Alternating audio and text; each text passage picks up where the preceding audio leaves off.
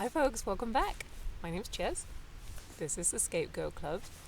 And today's video is about the extremes of narcissism.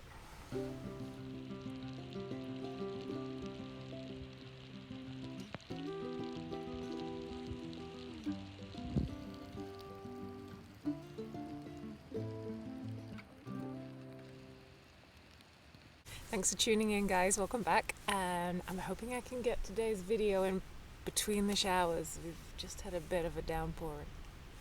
It's not looking so good. So let's crack on. So today's story is inspired by something that happened to me yesterday, actually. So for those of you who are new to the channel, my name's Ches, and I am studying to be a psychologist, and I'm also recovering from what I believe is a very narcissistic family dynamic. So I'm in school and I'm in a new class, and it's ethics, okay? So it's all about what's more ethical. We're not allowed to talk about right and wrong, but what's the better choice, what's not. So we were having a bit of a chat with my instructor, and we ended up talking about a scenario and could you get into trouble for doing this versus that as a counsellor. And we were talking about several scenarios, and he said, I'm going to encourage you not to think in the extremes. It's very rare that, people do, make complaints that go a long way and you get disciplined or, you get hauled up for a liability, professional liability for something. And I just thought, extremes, huh? Then my life is extremes. And I think a lot of the stories that I've heard from you guys are the extremes. We live in a world where we're dealing with people who are not normal, and they are on that far end of the spectrum of behavior that is just, and sometimes it's just so out there. And I've heard stories about people who've been arrested by family because of family members, or they've been physically attacked as adults by these people. And if you know, my own story is that I ended up having to defend myself from a fraud claim because of my sister, and it's just like, this is my life. And it was just really interesting just to hear my professor say, it's just extreme, it very rarely happens. And I'm like, no, you don't understand, this is my normal. So that hopefully we can just try and remember that we are dealing with the extremes. We are dealing with the abnormal, and it is hard, and hopefully we can give ourselves a bit of slack and realize that,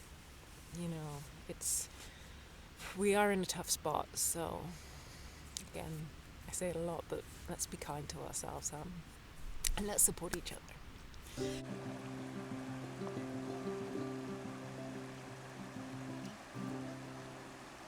And I love an analogy.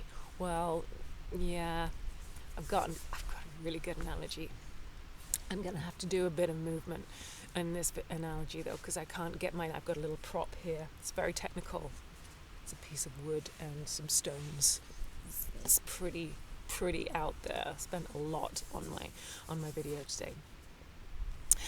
So I just got thinking about keeping that balance in our lives, because I don't know about you, but I felt like I'm up and down a lot. I think it's really, really influenced by this narcissism. So bear with me, I'm going to kind of do a little adjustment and then I'm going to keep chatting. So hang on. Hi guys, sorry about this. I haven't got any other way to do it. So I was thinking about balance and how I think we have all these influences in our lives, right? So we have things like family, we have things like work or school, we have relationships, we have friends, we have our health. And I think all of these things in general in life kind of play out on our little balancing plank of of our world. And so in general, I think in normal land, this is, um, we would kind of have a balance. And if something is out of balance, maybe our health is not so good, then maybe our friends can kind of come out here and help us, and we can kind of balance things out. Our own kind of self-help and self-talk and self-care can really add into this. So it's good to just kind of keep this thing in balance. But I think what happens when you have a narcissist in your life is that we end up like, this is my narcissist right here. It's just totally unbalanced everything. So I feel that my life for so long was just weighed down by this narcissist. For so long, because the narcissist had so much influence on my life. There would be, narcissistic influence, and so my career and my friend choices and my health was all being dragged down by this narcissist. And so this is kind of like me in my childhood, I think, where everything was just down the far end and I was just kind of hanging on. And then as I got older, as my life continued, I started to make my own decisions and make my own choices. And so I started to realize that, hey, I'm not in the right job. And then I made the decisions, and then slowly, sometimes it was a big move, sometimes it was a small move, but slowly I'd be moving. I moved and I got all these things. I've got awesome friends, moved to the place I wanted to be, got married, life's great. So this is my life, right? This is my life up here, happy days. But this narcissistic lump in my life just kept dragging me down. And so actually this was my life just prior to the big bust up that I had with my family. I was just like, hey, I'm up here. I'm over here in my happy place. And yet I am still like, why is my life not right? And so also because I'm far away from my family, if I didn't contact them for a while, then hey, I'm happy, all the happy stuff's happening. And then, I have a conversation with them, and then bam, it's gone again.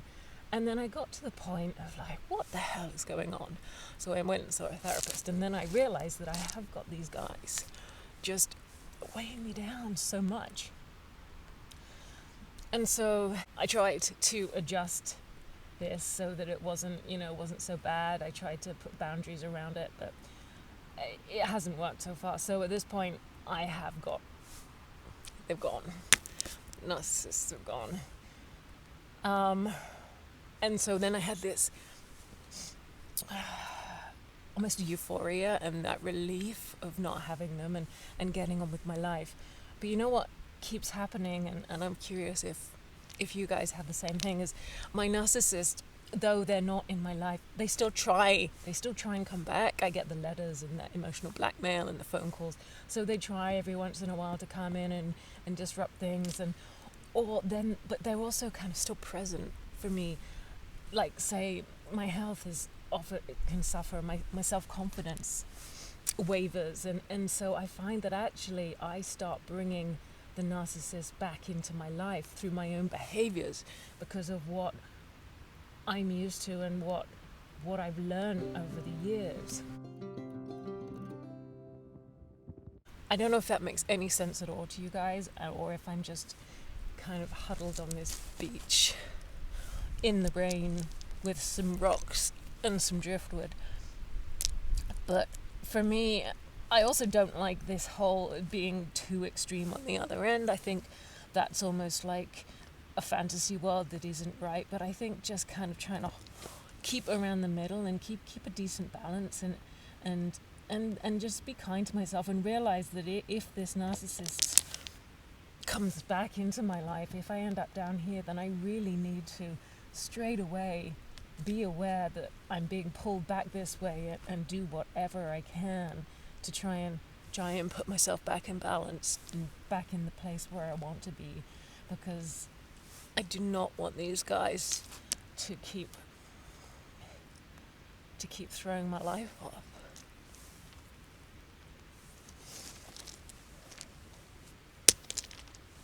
Gang, I don't know if that made any sense at all, but I, as always, like to look at things from a different perspective, so I'm curious what you think. Thank you so much for being here. If you like the video, if you would like to subscribe, awesome. If you thank you so much for the comments you're leaving. I really, really appreciate them. I do read them all. I don't always get to reply to them as quickly as I'd like to. Sometimes I like to think, and sometimes, to be honest, I'm really not sure what to say, and I don't want to say the wrong thing. So it's not that I'm not appreciating your comment, but thank you. And if you want to support the channel, check out my Patreon page. And it's starting to rain, so I think that's time out for me and my trusty piece of wood, and we will see you again next time on the Scapegoat channel. Cheers, over and out. Bye guys.